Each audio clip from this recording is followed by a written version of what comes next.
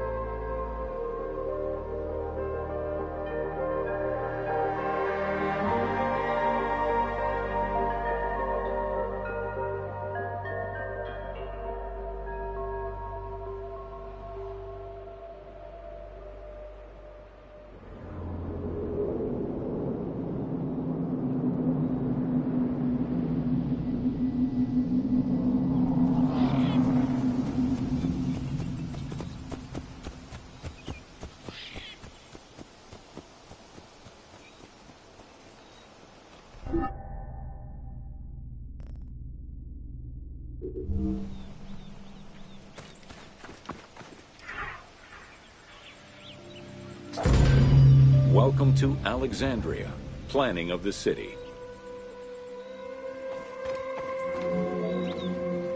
Alexander's plan to build his great city began with a verse from Homer's Odyssey. There is, in front of Egypt, in the sea with many swells, an island called Pharos.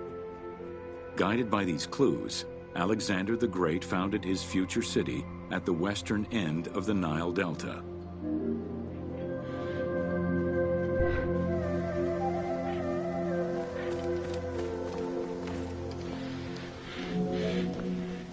Though Alexander considered this location ideal for his great city, it presented considerable challenges. Too difficult to access during storms, the surrounding swamps threatened disease, and the limestone soil prevented the growth of healthy crops. However, due to the influence of his mentor Aristotle, Alexander the Great recognized that the true value was its strategic emplacement.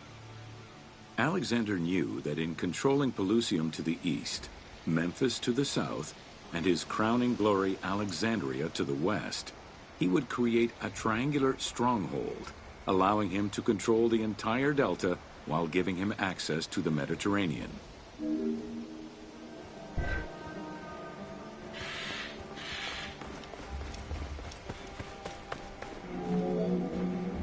The Great Walls of Alexandria had a humble beginning. Lacking chalk to outline the future city's foundations, architects were forced to use flour instead. Clouds of migrating birds swept down and ate the flour, erasing the plans. This prompted Alexander to seek guidance from the oracles, who reassured him that his future city was destined to feed a large population.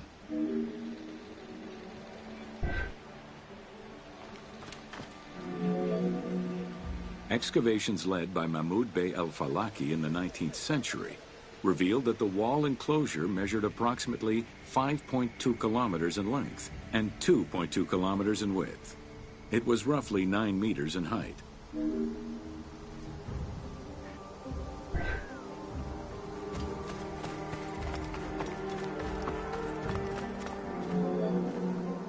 These formidable ancient walls would resist a number of attacks, including fending off the king of Syria in 169 BCE. It wasn't until 295 CE that they eventually fell to Roman Emperor Diocletian, and this only after 8 months of relentless assault.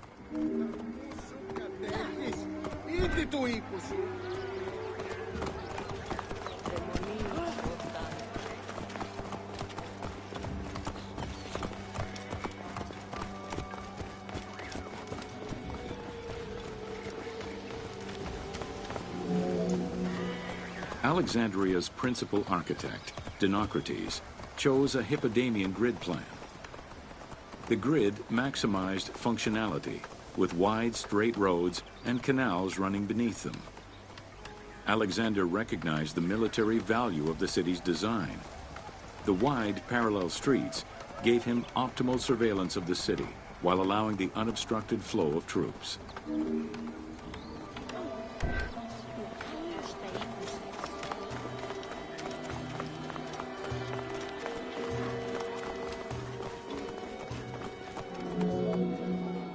A central corridor ran from the Mediterranean's north port down to Lake Mareotis to the south. This thoroughfare acted as an unobstructed link for commercial trade and travel between the two ports. Many of the streets were bordered with grand buildings and parks, including Canopic Street, with its impressive gate bordering the eastern end.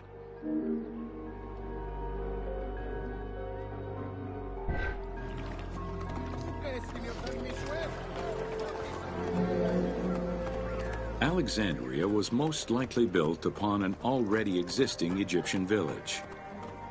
Upon its completion, the Egyptians reviled the city, refusing to call it by its founder's name. Instead, they called it Raked, the building, as a mark of disdain, which was later Hellenized into Rakotis. Despite this, the name Alexandria would remain.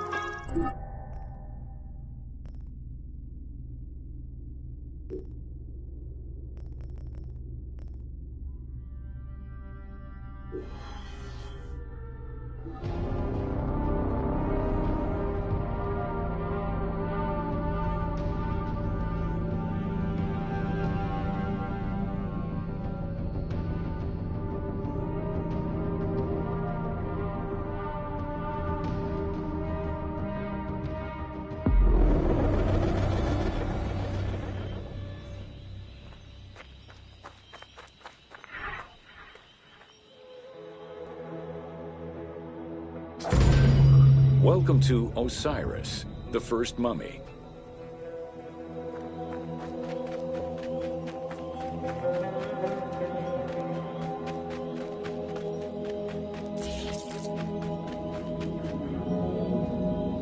The oldest mummies recovered date from the Old Kingdom, though Egyptologists believe that mummification was in use much earlier than that.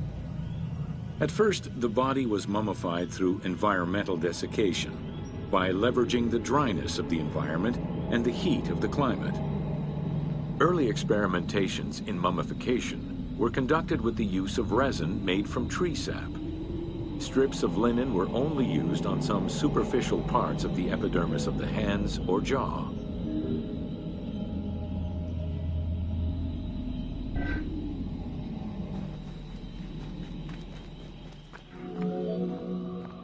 Ideologically, the will to preserve the body is not explained in any way until 3600 BCE.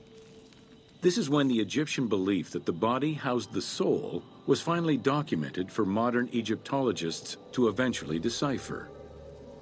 It was not until the arrival of the myth of Osiris in the Egyptian religion around the 5th dynasty that mummification was thoroughly conceptualized. The practice was thereafter grounded in both a mythological and ideological point of view.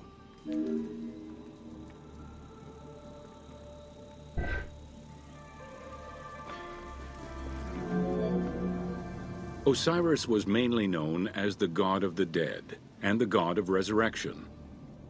The most well-known Genesis myth concerning Osiris is that of his dismemberment.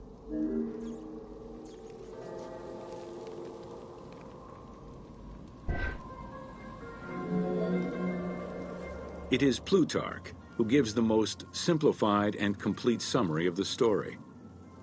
Within Egyptian mythology, Osiris represented the first king to rule Egypt. Jealous of his power, his brother Seth attempted to usurp his throne. After several unsuccessful attempts, Seth succeeded in killing his brother by dismembering him and scattering the pieces of his body all over Egypt. Isis, the great of magic, traveled all over Egypt in search of the pieces of her husband's body. After a long search, she recovered all the pieces save for his manhood, as it was eaten by a fish.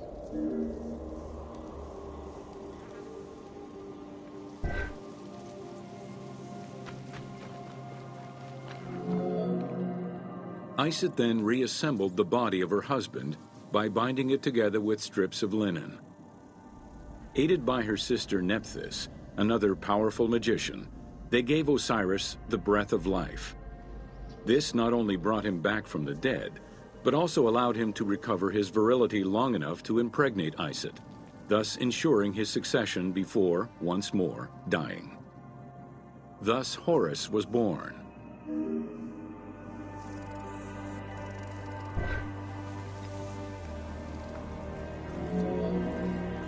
The ritual used to bring Osiris back to life essentially depicts how he became the first mummy. It is why, on the sarcophagi of kings, we often find Isis and Nephthys represented as the magicians who restore life to the deceased.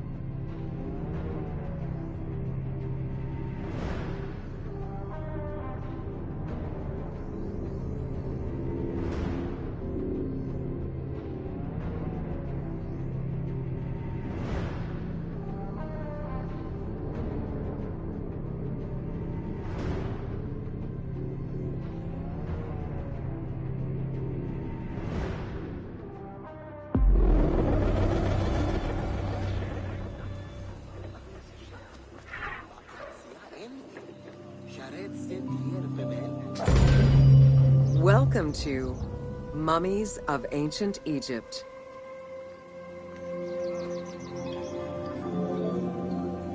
The mummification process used by ancient Egyptians was highly ceremonial in nature. The different types of mummification took into account the social level and richness of the deceased and even included animals. The most expensive was that reserved for the pharaoh and the royal family, as well as some of the wealthiest members of the court.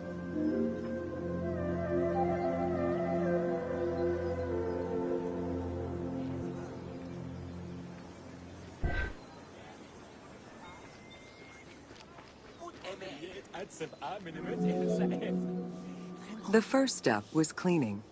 Once bodies arrived at the mummification site, they were placed on inclined tables while the bodily fluids drained away.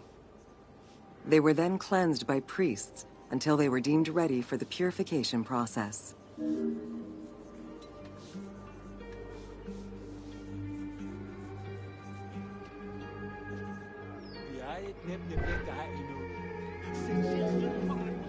The purification of the body began with a libation from sacred water.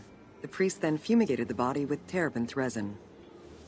After the ritual cleansing, priests used oils, spices, and all kinds of essences to further purify the body of the deceased. Finally, all body hair was meticulously removed.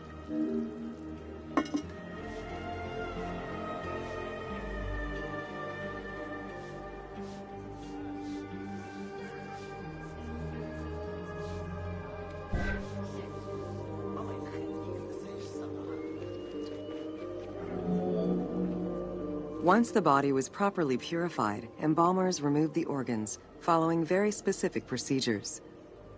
First, the brain was extracted by inserting a spoon through the nostril to break the ethmoid bone.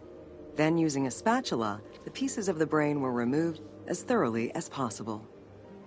What matter remained was extracted after a process of liquefaction, achieved through the use of a caustic liquid. The cranial box, once emptied, was rinsed and disinfected with palm wine, and then stuffed with strips of linen cloth and liquefied resin.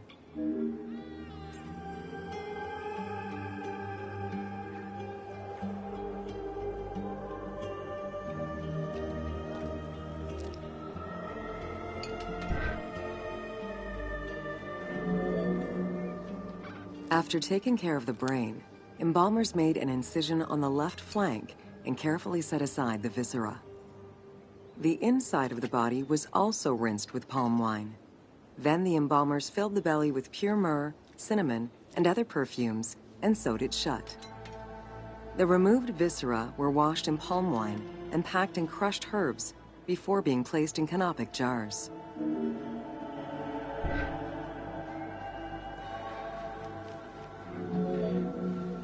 Canopic jars were placed close to the sarcophagus or kept in a chest nearby.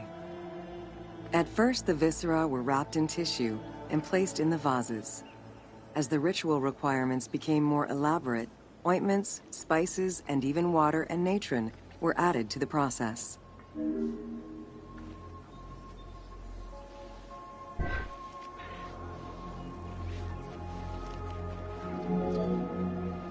Towards the middle of the New Kingdom, canopic jars assumed the appearance of the 4 sons of Horus. They were known as the protectors of the viscera. These protectors had their own guardians, each a goddess of the dead. Imseti, the human-headed god, protected the liver and was protected by the goddess Iset. Hapi, the baboon-headed god, protected the lungs and was protected by the goddess Nephthys. Dumutef, the jackal-headed god, protected the stomach and was protected by the goddess Neith. And finally, Kebesenuef, the falcon-headed god, protected the intestines and was protected by the goddess Selket.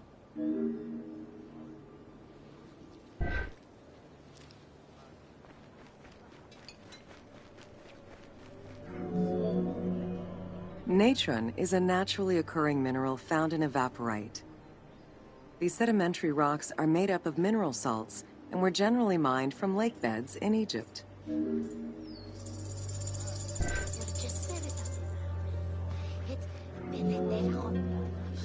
Embalmers used natron as a desiccant to dry the flesh and stop the corpse's putrefaction process. Once the body was cleansed and eviscerated, the deceased was covered in natron for about 40 days. Once desiccated, the body was prepared to be wrapped in strips of linen.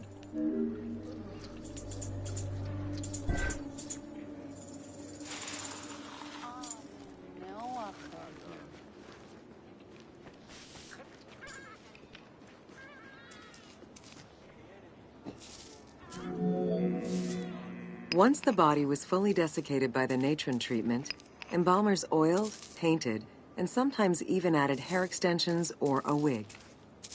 They often used a henna-based antiseptic preparation to give the body a more colorful and lively appearance while preparing it to resist molds and fungi.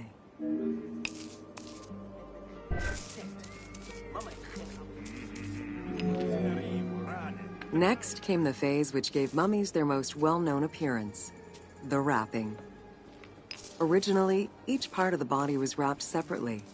Men had their arms crossed on their chests, while women had the right arm folded over their breasts and the left arm stretched along the body. However, techniques evolved over time. Eventually, the body as a whole was wrapped with limbs alongside the body, and increasingly sophisticated and different techniques of weaving flax bands were developed.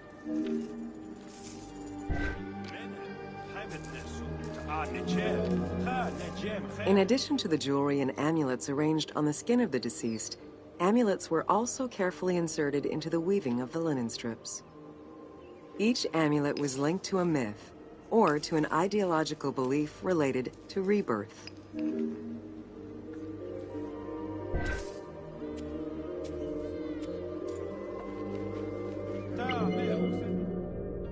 Masks were an important part of a mummy's finery. Early wooden funeral coverings were very expensive, however, and soon replaced by masks created through a technique known as cartonnage.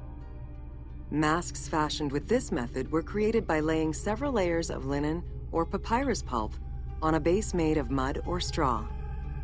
Cartonnage was used for more than funerary masks. Ornaments and the animal coffins of the late period were also made in such a fashion.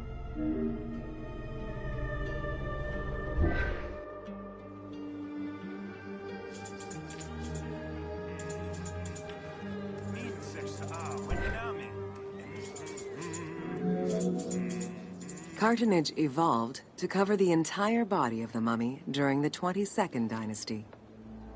The mummies were placed on a board inside a rigid envelope of cartonnage, which was laced at the back with a string. Extremely cost-effective and visually pleasing, this technique was very popular through all layers of the society.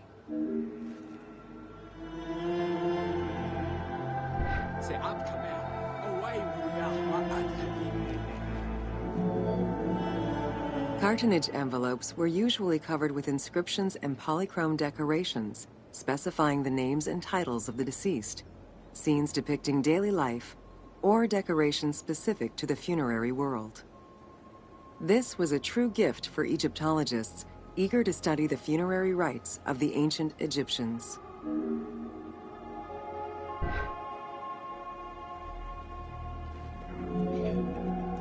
Once the mummy was properly wrapped and adorned, the embalmers proceeded with the ceremony of the opening of the mouth. A vital step of the funerary process, this ceremony was meant to bring back to life the deceased themselves or an object representing the deceased.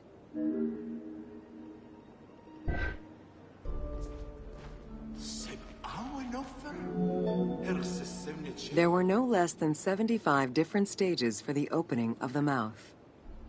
It required the application of the same oils, ointments, spices, and perfumes used during the mummification process. Makeup was sometimes part of the process as well.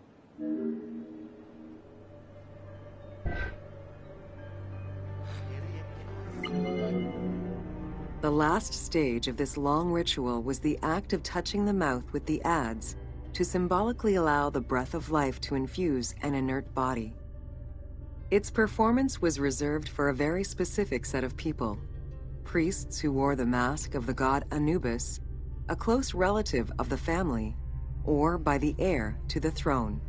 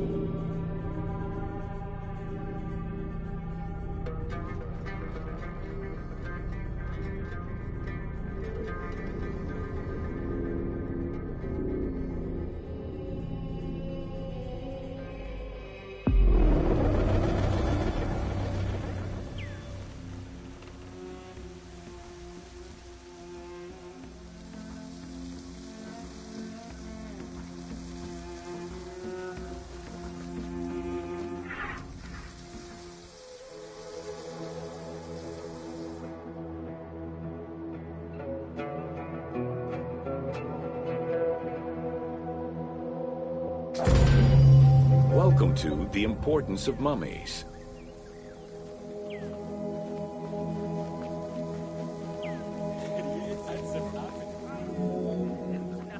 The first hieroglyph for embalmer appeared in pyramid texts of the Old Kingdom. It is likely that embalming was a trade that progressed alongside the evolution of ancient Egyptian funeral practices. While we still know nothing of how embalming came to be a profession, we do know that embalmers had a hierarchy, and that each embalmer specialized in a specific phase of the mummification process.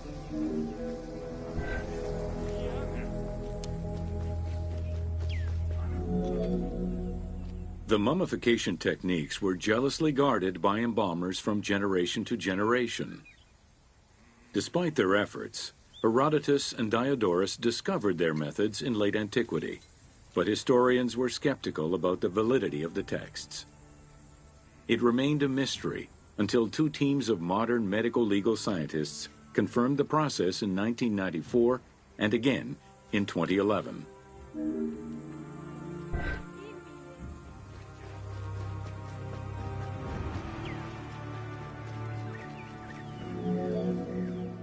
The uabet, meaning the pure place, was where the embalmers mummified the bodies of the deceased. Until the end of the Middle Kingdom, it was located in tents at the edges of the city due to the smell of decomposition. In the New Kingdom, however, the uabet was located within the city limits, though still in open-air spaces. In the same way that the practices and techniques of mummification evolved, so possibly did consideration towards embalmers within ancient Egyptian society.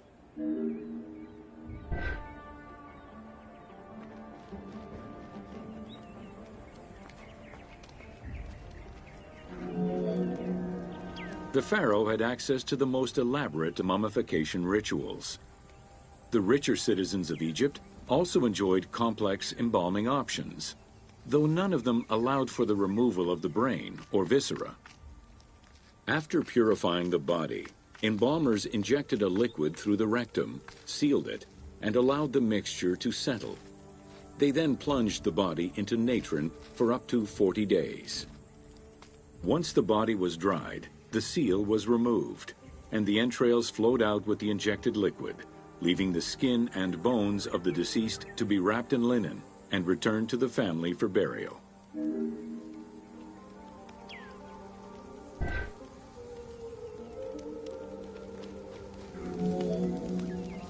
The least costly embalming option was for the embalmers to simply inject a product called surmaya and immerse the body in the natron for up to 40 days before handing it over to the family. For all those who could not afford any embalming process, desert burials offered a pauper's alternative to preserve the bodies of the dead.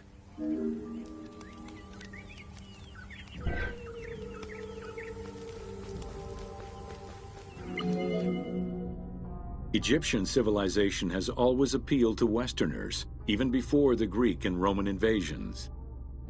As early as the Middle Ages, mummies discovered by travelers were often sent back to Europe. Curio cabinets, dating from the 16th and 17th centuries, usually included pharaonic artifacts in their collections.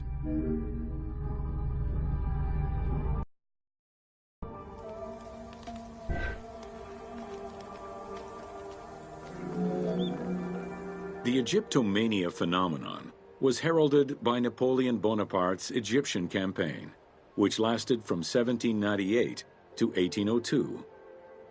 The following years were marked by a resurgence of interest from rich enthusiasts and scholars who exposed Egypt to the general populace. Many research societies focusing on Egyptology were founded during those years.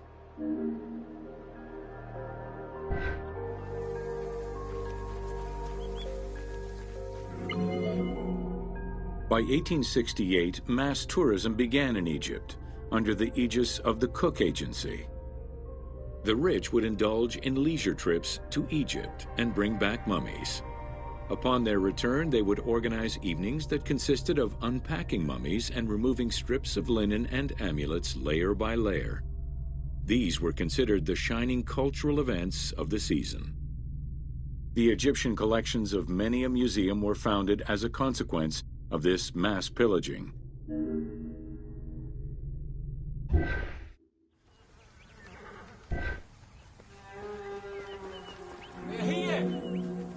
Thanks to those dubious parties, the fantasy of a mummy coming back to life, seeking revenge on its defilers, was born.